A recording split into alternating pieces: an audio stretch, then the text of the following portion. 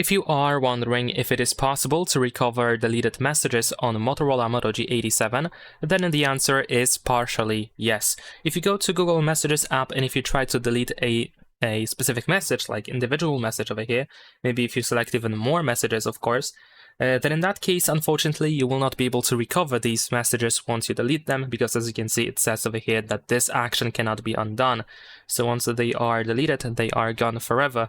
But if you decide to delete a chat instead or conversation, then you have the option to move it to trash for 30 days. And of course, that deleted conversation is going to be kept in the trash for 30 days.